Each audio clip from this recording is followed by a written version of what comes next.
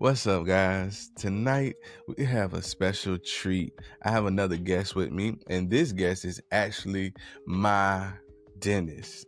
And she, which is a good relationship that I have grown with her. And she has an interesting story that I think we need to share and talk about. And this is Dr. Tamarra Sweeting. Yeah. And we appreciate you coming up here tonight. Everybody show us some love. Hey, thank you. I appreciate you, Ty. Yeah, how you doing tonight? I'm good. I'm Okay. maintaining. Maintaining.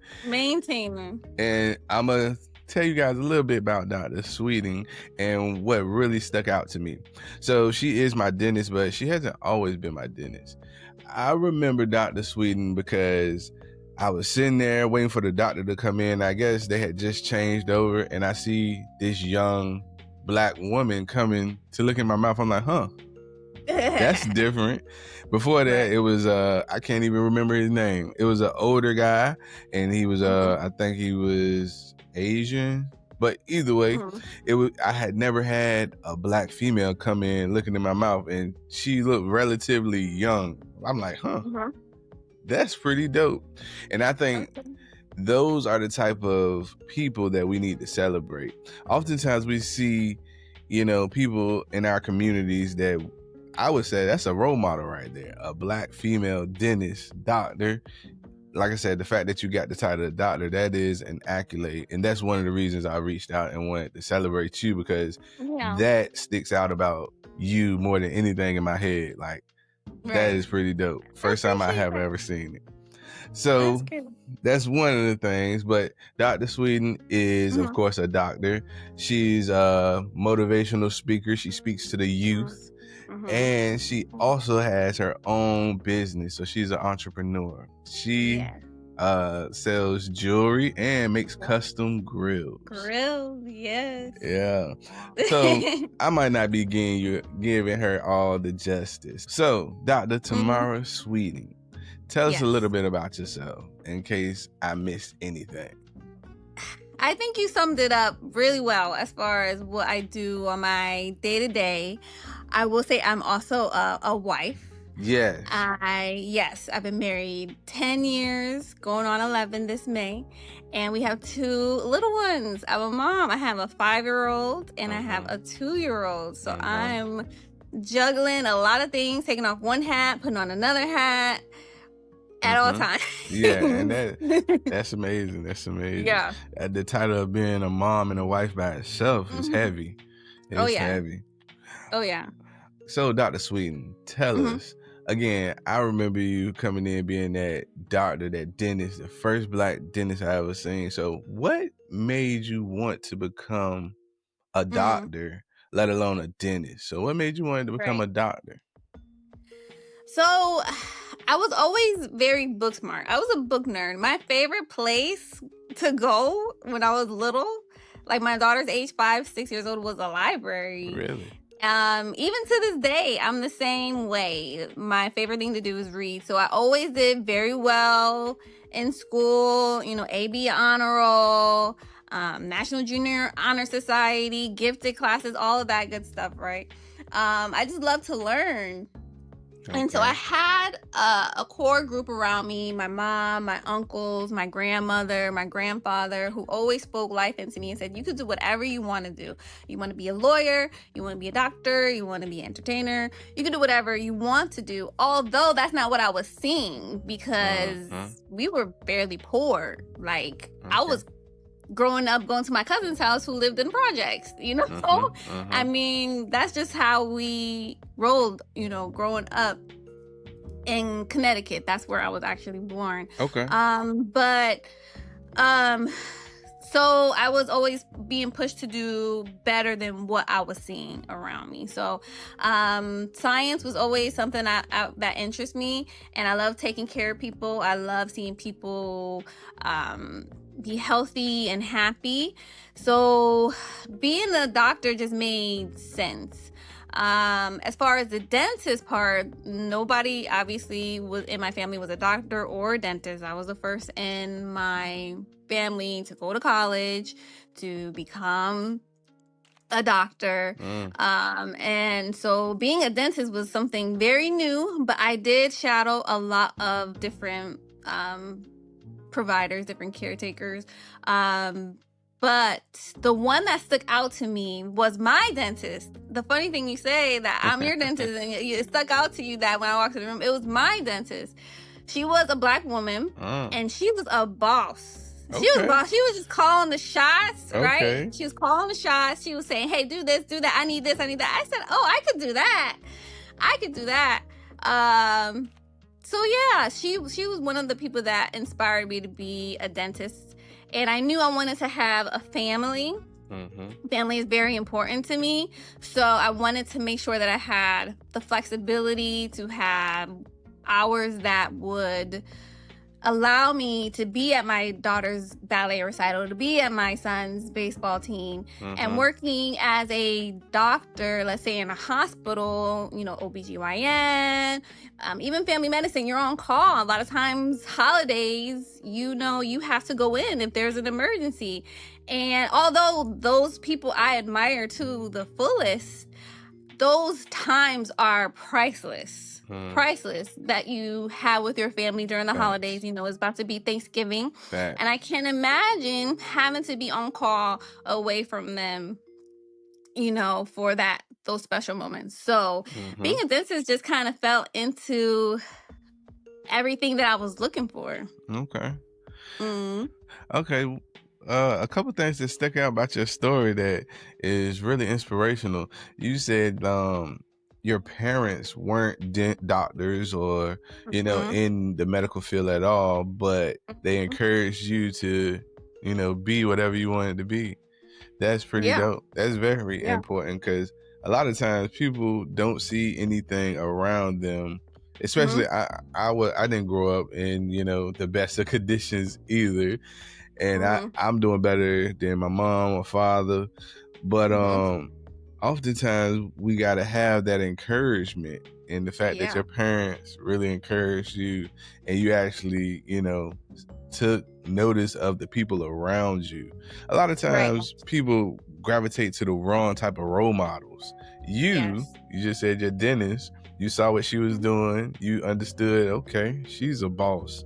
You saw a role model that you was like, I want to be like that. I love that because, again, oftentimes people want to be, especially this day and time, people want to be what they see on social media. But you recognize something. And I had that in my face too growing up. And I will say that it was just a blessing because I could have easily went down that road. But I think it was the people that were around me saying, you don't have to be that. You can be this. And so the background, the family members, the grandmother, the grandfather. And when I say parents, I had a single parent. It was just my mom raising me, you know. So she had it very hard. So even if it's just one person that can steer you in the path, that will make all the difference for sure. I love it. Pouring into people. It's important to pour into people. I love it. You are a Black woman, right? How hard, or did you face any obstacles getting in your field as a doctor? Yes, absolutely. I had so many distractions. To be honest, I don't know. The only way I know and can explain how I became who I am today is by the grace of God, because it was a wild time. It was a wild time going through school, especially college. I went away to college to Florida. How was that? Florida? At University of Florida. And this was the time when we were winning like all the championships. It was party central. Can imagine. Party central. And that's why I went there. So I definitely changed my life since then, but I had so many distractions around me, and so my grades started slipping. And so, but I knew I had this goal. I went in pre-med to start, but I had this goal, and I wasn't attaining the level of grades that I knew I needed to get into medical or dental school. At that point, I wasn't undecided. I was kind of undecided. So I went to my guidance counselor, and he told me, yeah, with these grades, you might as well figure out something else to do. And he was an Asian guy. And and at that time, I probably looked like just some party girl, you know. So, and looking at the color of my skin, I bet he probably used that to try to discourage you. Exactly, to make excuses as to, even though I had these grades, that I wasn't gonna be able to achieve the goals that I had set for myself. But he also didn't know that I was raised by some very strong Black women who didn't take no for an answer, right? You don't set your life based on what other people's expectations are. That's what I've always been raised to do. You set your own expectation. You don't listen to the naysayers and the haters, and let your haters be your motivators. So that became my motivation to, okay, I'm gonna get this done. And that kind of changed my momentum when I was in undergraduate school. Then when I went to graduate school, dental school, that was a whole nother monster. And I actually had a classmate tell me that I was a Black unicorn. I was like, what does that mean, a Black unicorn? He's like, you're a Black woman who wants to be a dentist. Like, you're one. I know he meant it as a compliment, but I could see how my peers were looking at me like, okay, coming from where you're from, you're not super proper, you know. And many of my other Black female peers, they were from out of other countries. They were from Jamaica or Africa or Canada, right? So they grew up in a totally different culture from what I was used to or where I was from. And so they kind of looked at me as like, you're different in a good way, but you're just different. You don't belong here. And so I constantly had to fight against that stereotype to prove myself, not only to my peers, but to my professors. You know, when I made a mistake, it was kind of like, of course you made a mistake. You know what I'm saying? Like, you don't know this. Of course you wouldn't know this. Kind of attitude that I was constantly getting. But don't get me wrong, I had some great professors that when I felt like broken down and defeated, they said, Tamarra, you can do this. You wouldn't be here if it wasn't for a reason. You can do this. I know you're stronger than this. And that really motivated me. When I was in dental school, the professors, and more than anything, was God. That was a time that I really came to have a real relationship with God, with Jesus, with who I call, you know, my Lord and Savior. And that was a real turning point for me, and who I was called and meant to be, for sure. Okay. So it sounds like you had to go through a lot of different changes, and you had to transform yourself a few times. Is that why you speak to the youth nowadays? So you can so you can pour into someone else? Yes, I wish I had that in middle school and high school and even in college. I wish I had someone who looked like me tell me, like, this is what you're gonna go through, this is what you can expect, but you can overcome it and you can be yourself doing it. Don't try to put yourself in a box and be like everybody else, because you're not that. You're just not. So you have to be true to yourself. So if I had someone to do that for me, I think I still would have went through the same obstacles, but I would have had a different mindset. I would have had a better mindset. I would have been better prepared. And I wouldn't have taken it so personally, some of the rejections that I went through. Okay. So what ages do you usually speak to? So the girls that I mentor are all in middle school right now. Middle school. So they're middle school, yes. So that was an interesting group. Initially, I didn't want to do middle school. I'm gonna be honest, I didn't. They asked, do you prefer middle school or do you prefer high school? It's this amazing organization here. I gotta give them a shout out here in Hampton Roads. It's called Envision, Lead, Grow. And their purpose is to reach out to young African American girls who want to be entrepreneurs and give them the skills and the tool sets and the motivation to do it. And so they said they had, I think last summer, they had over like 300 girls come to their initial meeting. And they said, do you want to do middle school girls or do you want to do high school girls? And I said, I want to do high school girls because it just seemed easier, more relatable. I can't remember my mindset at middle school. But I ended up getting all middle school girls, which has been a challenge, but it's also been a really great blessing at the same time to get them so early and still so innocent in a way. So okay, because I was gonna ask, like, so middle school girls, and you guys talk about entrepreneurship. Where are their head at? Where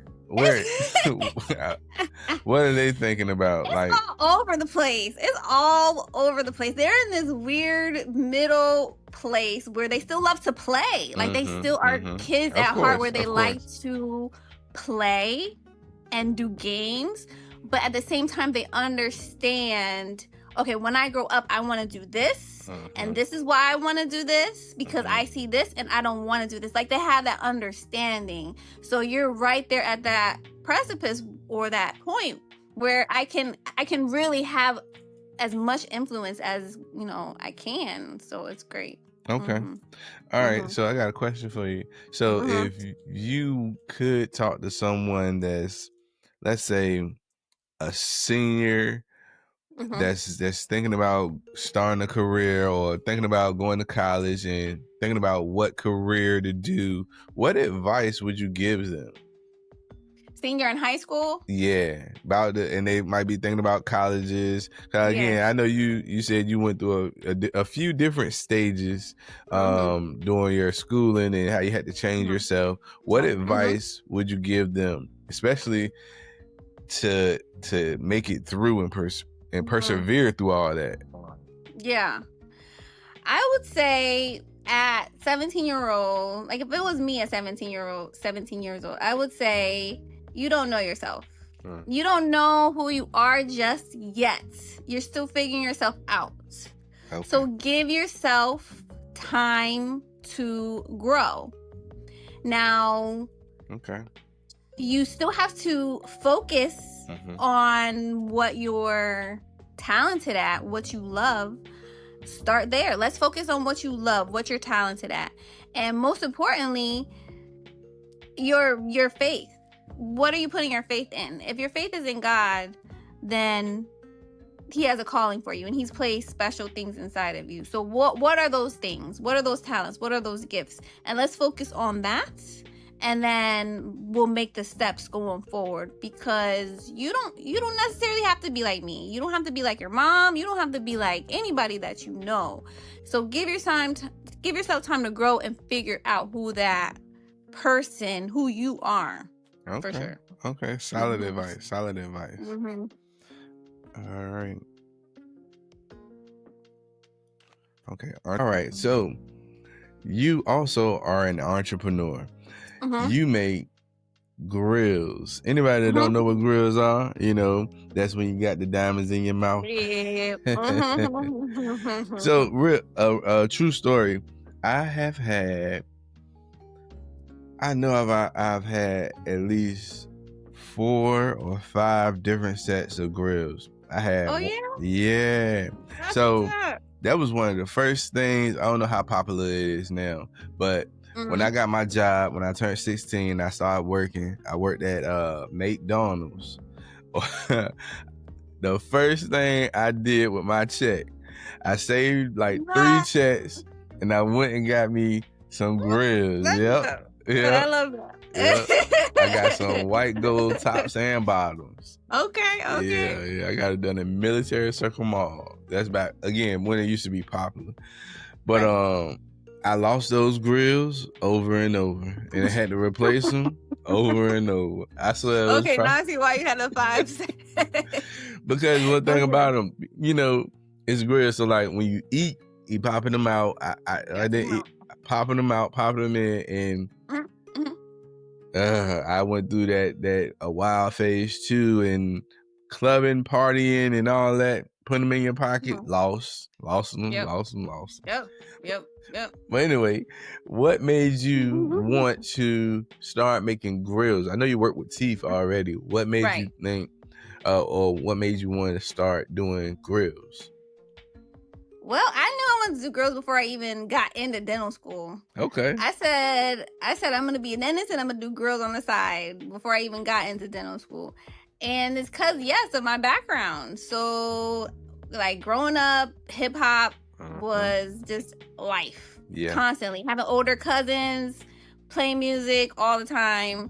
My mom she was always big on jewelry. She always had like the big door knocker earrings, and she always had like the chains and, you know, all that. So I grew up, she would buy that jewelry for me at a young age, and I would lose it. All the time. I would lose it all the time. But I always grew up with this love for jewelry. And so, yeah, so I said, I don't want to give up who I am. And I just thought it was so dope to have that skill of knowing teeth, knowing just how to do it, because I knew I was going to figure it out while I was in dental school. Yeah. So I said, okay, that's going to be something I do on the side for me, for fun. For fun. So how can somebody get some grills if they want to, you know, get some from you? Yeah, so you can find me on Instagram, really easy, Dr._Sweeting. And so I do a lot of different things. So on my Dr._Sweeting page, you can message me, and you can ask about the grills. I also have a link on that Instagram page to my Instagram that is just for grills, which is Dr. Sweet Teeth Grills. And, you know, it could be a little difficult spelling. So that's why I say go to Dr._Sweeting, and then you can find all my information there. Okay. And that's something special too, because typically it's a jewelry guy that's doing the grills. All he know is get the mold and then send your teeth off. But you're an actual dentist, so I'm pretty sure your grills might be a little better for the people. You know? Yes, because I want you to have healthy teeth, and there's too many people walking around with grills and their teeth are rotten underneath them, and I refuse that to be any of my clients. So I'm going to walk you through how to keep them clean. I'm going to walk you through how to keep your teeth clean, how to make sure that they fit well, all of that. So you're getting expert professional advice when it comes to your teeth and your grills. That's dope. That's dope. All right, so as you said before, you're a wife, a mother, a dentist. You know, you make grills on the side, you make jewelry on the side. I gotta ask, how do you balance it all? I don't. There's no balance. There's no balancing it. It's not possible. I prioritize. Okay. That's how I like to put it. I prioritize. So if I can make a list of priorities, is number one is my time with God. So every day I'm allocating time alone with God, praying, reading the word. So that just gets my mind right, gets me at peace because of all the stuff that's going on and things that I can expect. Because being a dentist is hard. It is very hard because you're dealing with people who don't want to be there.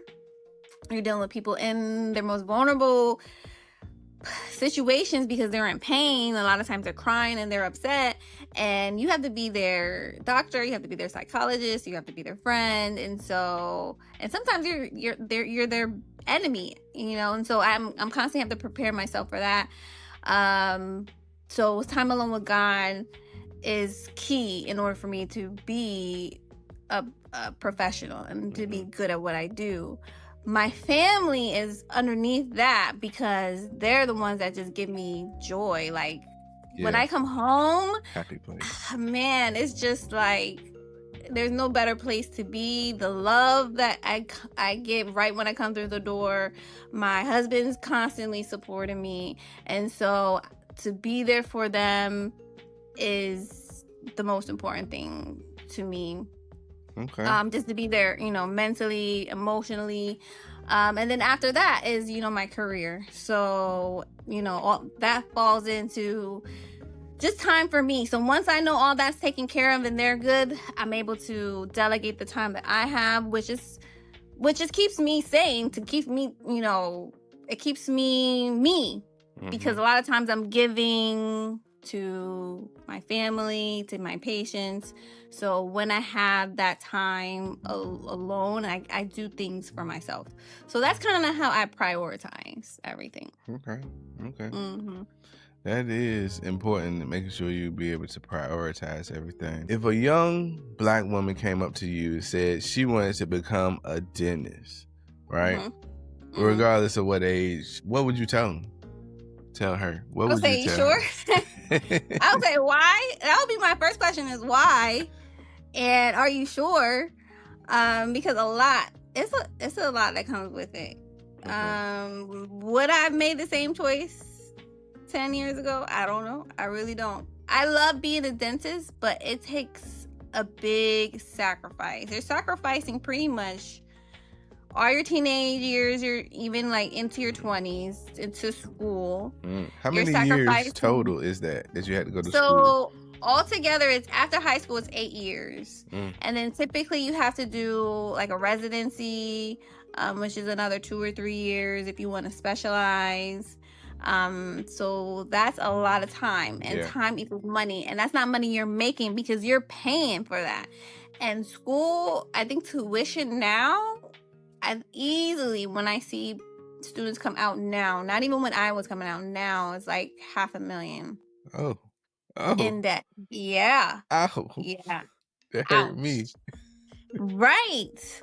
So that's what I'm saying. Like, you have to really have a desire and a passion and a calling for this, because it's not for the weak at heart. It's not for people who just want to make money, because that's not what it's about. Yes, you make money, but at what cost? You know what I'm saying? So you have to make sure you understand what you're getting into when it comes to anything in any field. You have to understand what you're getting into. But I would say understand the pros as well as the cons. For sure. Okay. I have been talking about purpose a lot on my channel and across my social medias. So would you say that you are walking in your purpose? It's something I ask myself every day. Okay, so easy answer is yes. However, it's a battle every day. And the reason why I say it is because my purpose is to do what God wants me to do. That's ultimately what I want. But I can easily be swayed to do what I want to do. And that's all of us, you know? So when it comes to walking in your purpose, the question is it my purpose? Is it the one that I've given myself, or is it the one God has given me? I think that's a question everybody has to ask themselves, even if you don't believe in God, because life is too short. Life is too short. Okay. And you don't want to waste your life, right? And so many times you get to a certain age, you know, you hit that midlife crisis and you looking back at like, man, I wish I knew this when I was younger. I wish I did this. I wish I did that. Because it goes by so fast. And so when it comes to walking in your purpose or your calling, whatever you want to name it, the first step is having a relationship with God. And that is just coming from my heart. In order for anybody to know that. And if you don't have a relationship with God, you will walk in your own purpose. That's just straight up, right? Or you will walk in somebody else's purpose for you, your mom, your dad, your boss, right? Because these people are going to have influence in your life. So it's essentially whose purpose do you want to have in your life? You got to make sure that you are clear on that, because it's easy to be swayed in any directions. It's so easy to get off track. And it takes a lot of introspection to figure out what your purpose is. My purpose, I believe, is to be a mom, be a wife, be an entrepreneur, be a minister, be a dentist, all these things. But for what? What is it for? Ultimately, why am I here on this earth? And I believe it is to bring love and light to people. And these are different ways. These are different tools I have to do that. right? My kids, raising them upright, making sure they have manners, that they have respect, that they have work ethic. My husband, making sure he's fulfilled, that he's getting what he needs, that he's strong and he's able to do what he needs to do for us. And then for my patients, being there to love on them, to care for them in a way that God has given me the gifts to do it. And ultimately point them to him. Point them to He's the one that gives us so much. I mean, if I could just go on a quick rant about God. Go ahead. Because he's so good. He's so good. He's so good. And if you don't understand how good he is, you're missing out, because he gives us life. He gives us the very air we're breathing. He gives us the sun that warms our skin every day. He gives us the food that we eat. And I get it. Life is hard. Life is hard. It is. And you can question and ask God, where were you in these questions? And these times he was there. He was keeping you. He was sustaining you. He gives you the strength to keep going. And if you want to know him, his heart is wide open. His door is always open for you. However, he is a holy God. He's a righteous God. And he has every right to say, you cannot come to me without understanding what sin is, where you messed up. Like, you got to be real when it comes to God, because he knows everything. You can't be phony with him. You got to be like, okay, God, I know, I did that and I was wrong and I shouldn't have did this.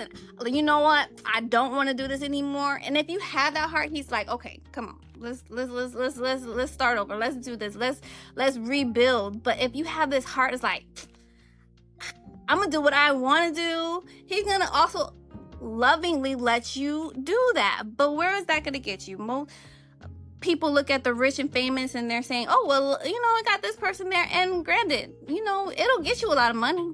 Satan loves to give money and power and fame and all that. At what cost? Okay. At what cost? Okay. At what cost is it? Yeah. It's not worth it. It's not. Okay. I love everything you were saying. I could let you just keep running. I would say what you're doing is amazing. If nobody else is going to tell you, I'm going to tell you, you're doing an amazing job. And you being able to touch the youth, I love to say, one of the things that I know part of my purpose is to be the example, the foundation, because I come from a family where a lot of people don't make it to middle class. You know what I mean? Don't even make it that far. So I love to see when someone is a role model, an example, someone that you can look at and say, hey, look, she's successful, she's giving back, she's doing a lot of positive things, especially, pointing people towards God. I think you're doing a fine job. I just wanted to let you know that. And I appreciate you coming up here with me. Yes. Yeah. And I mean, there's not a lot of people doing what you're doing. There's so many content creators out there, and a lot of them just are looking for clickbait and, are clout chasing. But when it comes to what you're promoting, it is necessary, it is needed, is what we need to be seeing constantly if we're on social media. So please keep going in the lane that you're in the space that you're in, because it's making a difference for sure. All right. Thank you. All right. And we appreciate you guys for sticking with us. Make sure you go and check out Dr. Sweeting. I'm going to have her info linked in this video. So make sure you guys check her out, especially if you want some grills or you just want to connect with someone who is a role model, youth speaker, and if you need to get your teeth right. Yes. Amen to that. Yeah. All right. Thank y'all for checking us out. Peace. All right. Good night. Peace.